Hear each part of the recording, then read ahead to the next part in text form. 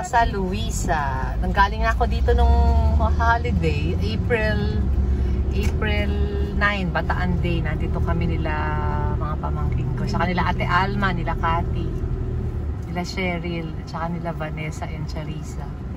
Pwede ba kami dito bukas? Pwede bukas, I think open. Dito ba pinapag-park? Dito ba tayo pinagpapark? Ayun, pinapapunta ka niya doon. Meron naman silang parking. Kami, nagpark kami sa labas doon kasi medyo puno to dahil holiday nga. Mukhang hindi masyado ngayon. Kasi merienda lang to eh.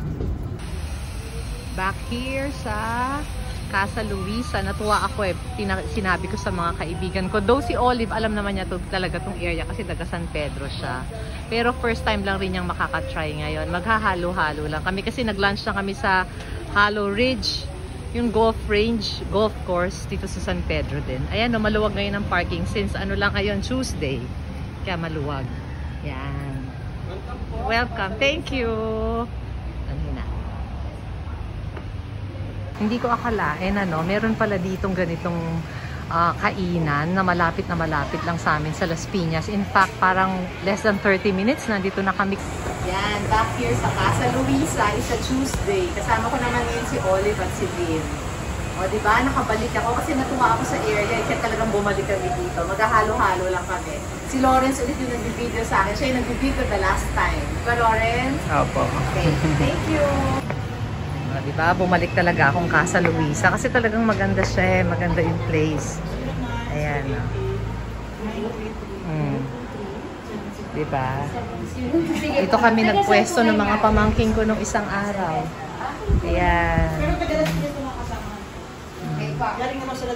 Nung nandito kami noong April 9. Inside the restaurant. Ganda. Ganda ng place. Bumalik kami nila Olive and Lynn dito para maghalo-halo lang. Si Olive taga dito talaga sa San Pedro, kaya medyo alam niya tong lugar na to. Kaya lang, ngayon lang siya. First time lang rin siya ditong makatry. Ayan, ayun sila oh. Walang masyadong tao, kaya okay. Tapos ito, meron sila yung parang sala. Ito kami naglaro nun eh, ng sungka nila Cheryl tsaka nila Erin. Nakakatuwa yung mga display nila, oh. Mga lumang mga gamit talaga, no? Galing, oh. Naingatan nila lahat yan, no? Pati yung electric fan na yun, eh. Yun yung gustong-gusto ko na electric fan. Ayan, no? Meron pang rooster. Ito siguro si Miss Luisa.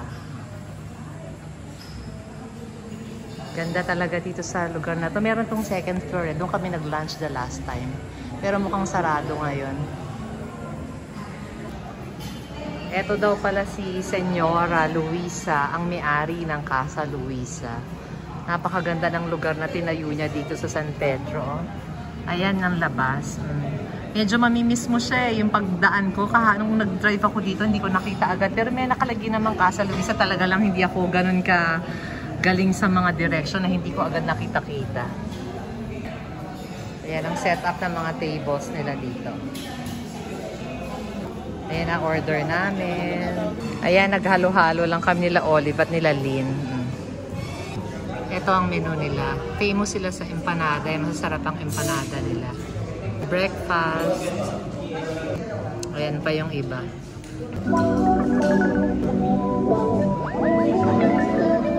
Mga coolers, palamig. Ayan. Airbnb rin sila. Tapos pag special events, pwede kang magpa-reserve. Yan ang contact number nila. Carmen's Best. Ito yung mga famous empanada nila, oh. Diba? Pero pag Monday pala, sarado kayo, no, Lawrence, no? Sarado sila pag Mondays. Ayan ang famous empanadas.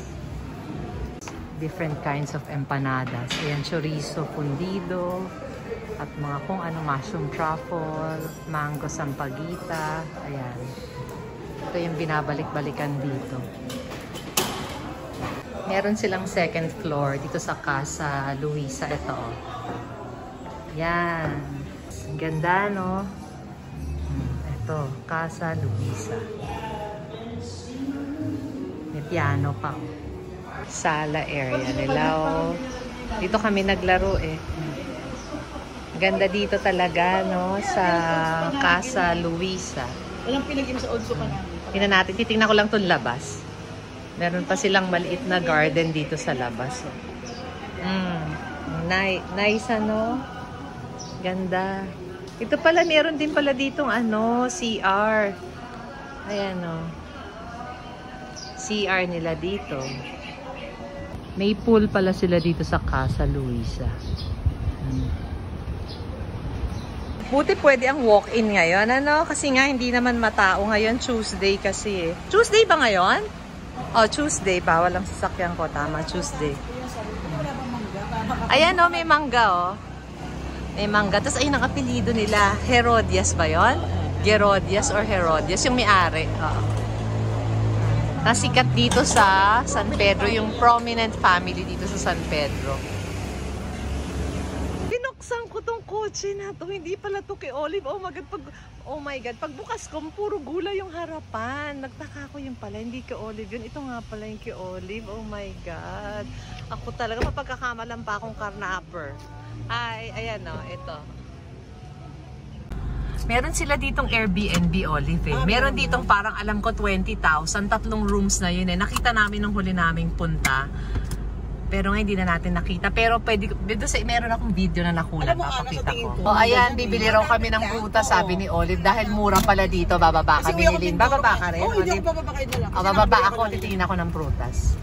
Ayan na naman siya. Bibili raw sila ng fruits sa aming nadaanan na papunta sa bahay. Makaubusin. Makabiling pati puno ng mangga. Ay, hinay-hinay sa pagbili. Baka pati puno bilhin nyo na.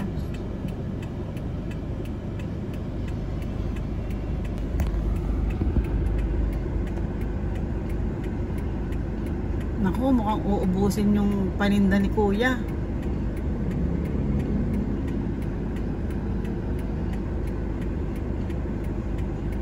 Oh, ayan na.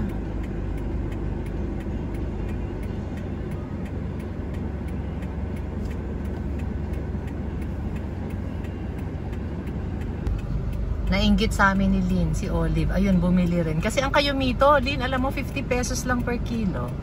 Pero yung mangga, 100 pesos. Mahal ang yung avocado, 160 Oo, mahal. Pero ang binili ko lang kayumito and mangga. Kasi may mangga pa ako. Saan ba ako bumili ng mangga? Sa na nagtaytay kami ni Divine. Mura ang mangga sa mas mura, Lynn, sa Taytay. Ang mangga. Ang lalaki, parang 100 pesos lang, parang 4 na piraso. Mura siya. Tingnan mo, Olive, may patola. Hindi ko tinanong. Upo, ano ba? Hindi yung patola? Upo pala, hindi ko tinanong.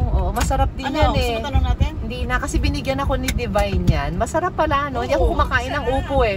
Noon lang ako kumain. Nilagyan ko ng ground beef, masarap siya. Ako kasi mahilig ako sa mga pagkain na sayote, sa mga gano'n. Sayote, okay. Pero upo, never. Ngayon pala ako nakatry dahil kay Divine. Yung lugar ni Olive, San Pedro, probinsya. Pero probinsya, hindi mo maintindihan. Probinsya, pero hindi naman talaga probinsya. Probinsya, diba? Namin ng Ibiya, malapit yung sa Ibiya, lapit nyo kasi. Pero kung iisipin mo, ang address mo is San Pedro, Laguna, no? Pero yung malapit na San Pedro. Diba, Olive? Pauwi na kami ngayon. Pero mura eh. Naka-tatlong kami, pinuntahan. Oo, mura. Ang ganda ng kalachuchi ni Olive. Ito na kami sa bahay niya ulit. Andito na naman kami sa Green Revolution ni Olive.